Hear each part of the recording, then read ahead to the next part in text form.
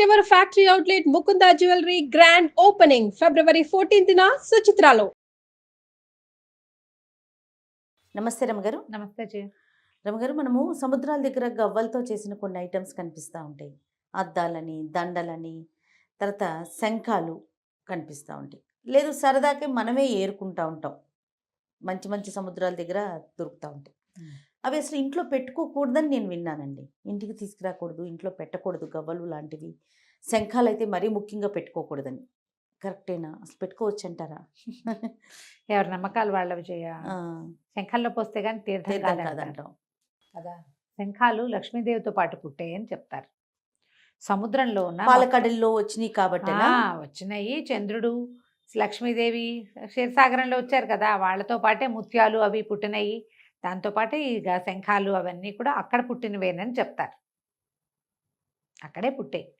ఇప్పుడు శంఖం ఏదైనా పురుగు గుల్లలు అవన్నీ కూడా లోపల పురుగు ఉంటుంది. అవును. ఆ పురుగు మరణించాక షెల్ ఖాళీ అయిపోయి కొట్టుకొచ్చేస్తుంది. ఇప్పుడు అది ఒక పురుగు తాలూకు ఇల్లు. క్లియర్గా మాట్లాడుకుంటే అంతే. షెల్స్ అంట. షెల్ అంటే అదే కదా. అయితే మనకి మన సాంప్రదాయంలోనే శంఖం ఖచ్చితంగా 2 విషయాల్లో మనకు చాలా ముఖ్యమైనది. తీర్థం తీసుకోవాలి. శంఖంలో పోస్తే కానీ తీర్థం కాదు. ఎంత తీర్థమైనా దాన్ని శంఖంలో పోస్తే అతి పవిత్రం అవుతుందని. అది ఎందుకు వచ్చిందో చెప్తాను. ఎందుకంటే అందులో కొన్ని ప్రత్యేకమైన శంఖాలు ఉన్నాయి, అందుకని అట్లా చెప్తారు. దాంతోపాటు శంఖనాదం చేయటం. ఈ శంఖనాదం ఎప్పుడు చేసుకుంటాం? మన ఇళ్లలో మన వైపు చెయ్యం. ఈ నార్త్ ఇండియాలో కొన్ని చోట్ల ఖచ్చితంగా ఇళ్లలో శంఖమూ అని పూరిస్తారు. బెంగాలీలు కదా వాటిలలో బాగా కనపడతాయి. అవి సాధారణంగా సామూహిక పూజల్లో, దేవాలయాల్లో, మఠాల్లో, పీఠాల్లో తప్పకుండా శంఖనాదం చేస్తారు. శివాలయంలో శంఖనాదం చేయటం, శంఖం పూరించటం భగవంతునికి ఒక సమర్పణ. పూజ జరుగుతోందని చుట్టుపక్కల వాళ్ళకి తెలియటం. యుద్ధాల్లో శంఖం పూరించారు. మనకు తెలుసు విష్ణుమూర్తి యొక్క శంఖం పేరేమిటి? పాంచజన్యం. అవును, బాగుందా? కృష్ణుడు మన అర్జునుడికేమో మన ఆయనకి ఇంకో శంఖం ఉంది, దేవదత్తం కాబోలు. ఇట్లా ప్రతి వాళ్ళ శంఖాలకి పేర్లు వేరే వేరే ఉన్నాయి. విష్ణుమూర్తి యొక్క ఆయుధాలలో, పంచాయుధాలలో శంఖం చాలా ప్రత్యేకమైంది. 2వ ఆయుధమే శంఖ చక్రాలు వరుసగా చెప్తారు. అవునవునండి. పైగా 2వదే కాదు, అది మొదట చెప్పేదే శంఖం. ఓకే.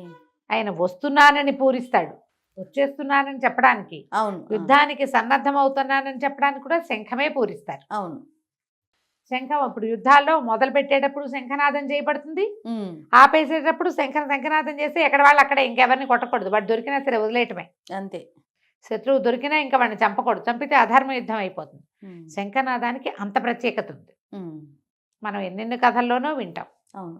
ఈ శంఖము విష్ణు స్వరూపమని, లక్ష్మీ స్వరూపమని భావిస్తారు. కుప్పలు తెప్పలుగా శంఖాలు పెట్టుకోక్కర్లేదు. మనం ఇంట్లో తప్పకుండా ఒక శంఖాన్ని ఉంచుకోవచ్చు. దక్షిణావర్త శంఖం అంటారు. అది కుడివైపుకి వంపు తిరిగి ఉన్న శంఖాన్ని దక్షిణావర్తం అంటారు. ఈ తీర్థం వేసే శంఖం వేరు, పూరించే శంఖం వేరు.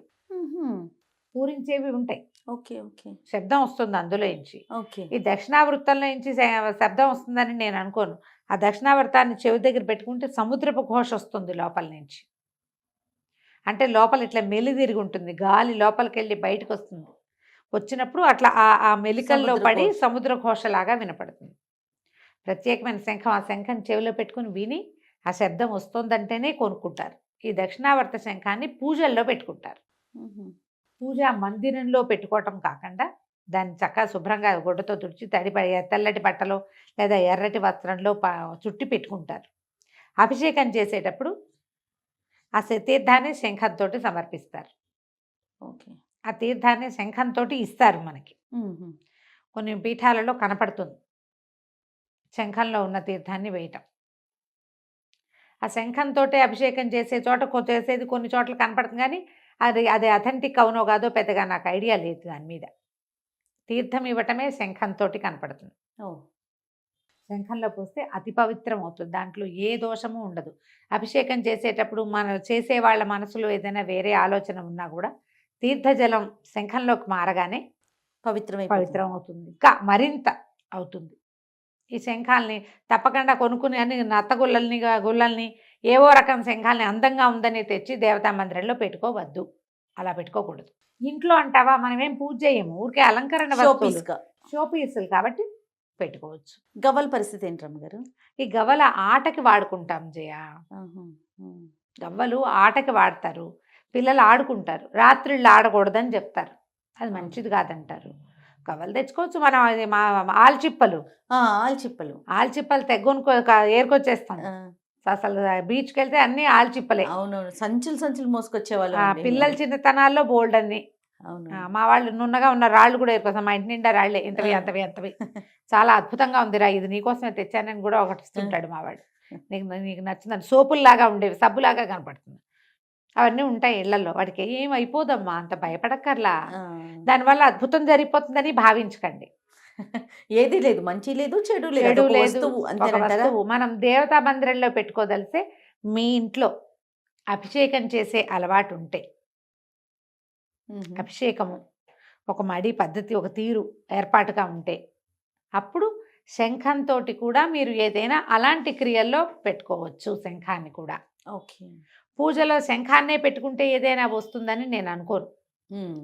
ఇదివరకు అటు ఇళ్లలో అలా ఏం కనపడేవి కాదు. పెద్దవాళ్ళ ఇళ్లలో ఎక్కడ అంటే ఇలా పూజలు అవి చేసే ఇళ్లలో కూడా చాలా కొద్ది మంది దగ్గర శంఖాలు ఉండేవి. దక్షిణావర్తమే మంచిది. మీరు వాడతారా రమ్మగారు? మా ఇంట్లో కూడా ఒక దక్షిణావర్తం ఉంది. మాకు కూడా ఎవరు తెచ్చిచ్చారు, మా మరిది గారు తెప్పించారేమో మరి. ఒక బాక్స్లో ఉంటుంది, ఆహా. శుభ్రమైన బాక్సు. అది ఎడాపెడా ఏ చేత్తో పడితే ఆ చేత్తో ముట్టుకోము, దాన్ని కింద పెట్టకూడదు, శంఖాన్ని నేల మీద పెట్టకూడదు అని చెప్తారు. ఓ. ఒక చిన్న మన పళ్ళేలు ఉంటాయి కదా, చిన్న అరివేణం లాంటిది, దాంట్లో పెట్టి పెడతారు. దానికి ఒక గంధం బొట్టు పెట్టి ఒక కుంకుమ బొట్టు పెట్టడము. అభిషేక వ్యవహారం అంతా అయిపోయాక శంఖాన్ని శుభ్రంగా తడి లేకుండా తుడిచేసి మళ్ళీ బాక్సులోకి వెళ్ళి లోపల కూర్చుంటుంది. పూజా మందిరంలో పెట్టుకోమని మాత్రం ఎవ్వరు చెప్పరమ్మా. దానికి పూజ కాదు, శంఖానికి పూజ కాదు, శంఖంతో పూజ. మనం ఏదైనా పెద్ద ఉత్సవాలు అవి చేసుకునేటప్పుడు పెద్ద పెద్ద అభిషేకాలు, సహస్రలింగార్చన చేస్తాము, అట్లాంటి చేసుకుంటారు. కార్తీకంలో చేస్తాం కదా, మ్మ్. అలాంటప్పుడు మనం శంఖనాదం చేయటం కూడా భగవంతునికి అదొక సమర్పణగా చేస్తామన్నమాట. ఓకే. అంత మటుకే మీరు తెచ్చుకోవచ్చు, ఏరుకుని తీసుకొచ్చుకోవచ్చు, ఎక్కడైనా గొలుసులాగా గుచ్చి వేళ్లాడేయచ్చు. అద్దాలకి కూడా గవ్వలతో అద్దాలకి ఆల్చిప్పలతో. చుట్టూతా చేస్తారు. ఏం కాదు, అవన్నీ ఏమంటారు, ఆర్టికల్స్, ఒక ఒక వస్తువు. అలంకారంగా. అంతే, బ్యూటిఫికేషన్ కోసం చేసేవే. దానివల్ల మీకు వచ్చే మంచి లేదు, పోయే చెడు ఏం ప్రాబ్లమ్స్ ఏం కాదు, పర్వాలేదు. పూజలో పెట్టుకోవడానికి మాత్రం మీరు అన్ని ఊళ్ళల్లో కనపడే శంఖాలు తెచ్చుకోబోకండి. కొంచెం మంచి ప్లేస్ నుంచి అథెంటిక్ షాపుల్లో దక్షిణావర్తం అవునో కాదో శంఖం సంగతి తెలిసిన వాళ్ళు ఎవరితోటైనా చూపించుకుని తెచ్చుకోవాలి. అప్పుడు తెచ్చి దేవతార్చనలో పెట్టుకోండి. దానివల్ల ఉపయోగం ఏదైనా ఒక పాజిటివ్ ఎనర్జీ వస్తుంది. రైట్. అంతే, అంతకంటే పెద్దగా చెప్పడానికి ఏం లేదు. భయపడాల్సిన పని అయితే లేదనుకుంటాను నేను. అది అంతే. రైట్ రమ్మ గారు, నమస్తే. నమస్తే జయ.